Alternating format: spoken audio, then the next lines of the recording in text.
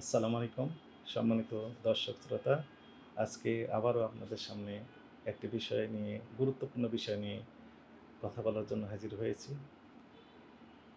সামনে আসছে আমের মৌসুম। আম পাকার একটা নির্দিষ্ট সময় রয়েছে এবং আমাদের দেশের প্রায় ২৩টি জেলায় বাণিজ্যিক ভিত্তিতে আম উৎপাদন করা হয়।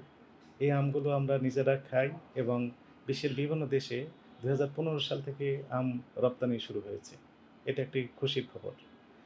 কিন্তু দুঃখজনক বিষয় যে সময়ের আগেই এই আমগুলো পাড়া হচ্ছে এবং আমাদের ঢাকা মহানগরী সহ বিভিন্ন জেলার শহরে পাকা আম বিক্রি হচ্ছে।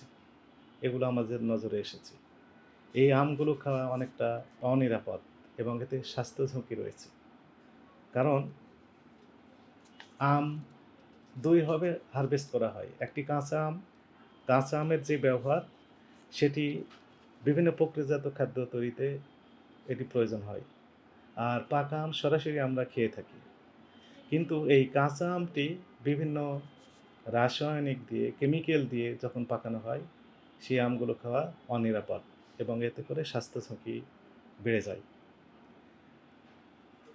মানসম্মত আম রপ্তানির লক্ষ্যে আম সংগ্রহের সময় নির্ধারণ সংক্রান্ত জাতীয় কমিটির ২য় সভার সিদ্ধান্ত অনুযায়ী জেলা ওয়াইজ যে আম সংগ্রহের তারিখ নির্ধারণ করা হয়েছে, সেই কাগজটি আমি আপনাদেরকে দেখাচ্ছি এবং আমি একটু পড়ে শোনাই। সাতক্ষীরা জেলায় যে আম সেটি ১৫ মে এর আগে হারভেস্ট করার সুযোগ নেই। চুয়াডাঙ্গা জেলার এবং সেই প্রথম আমগুলো আসবে গোপালভোগ আম, এরপরে হিমসাগর, তারপরে ল্যাংড়া, এরপরে বাড়ি ২ আম, লক্ষণভোগ, আম্রপালি, এরপরে ফজলি, এইরকমভাবে পর্যায়ক্রমে আমগুলো আসবে এবং তারিখ সেইভাবে নির্ধারণ করা হয়েছে। প্রথম গোপালভোগ আমগুলো আসবে, সেগুলো সাতক্ষীরা জেলার ১৫ মে, চুয়াডাঙ্গা থেকে আসতে পারে ১৭ মে। অর্থাৎ আমি বলতে চাচ্ছি যে ১৫ মে এর আগে গোপালভোগ আম বাজারে আসার সুযোগ নেই। যদি আসে পাকা আম তাহলে অবশ্যই সেগুলো কেমিক্যাল দিয়ে পাকানো হয়েছে এবং এই আমগুলো খাওয়া অনিরাপদ। এরপরে আমরা বলছি যে হিমসাগর, সেগুলো আসবে ২৬শে মে, এর আগে আসবে না। ২৬শে মে এর আগে আসার সুযোগ নেই। যদি আসে তাহলে এই আমগুলো খাওয়া অনিরাপদ বলে মনে হতে পারে। ল্যাংড়া আম ১০ জন, এর পূর্বে আসার সুযোগ নেই। লক্ষণভোগ ১৬ জন, এর পূর্বে আসার সুযোগ নেই। আম্রপালি আম ১৭ জন,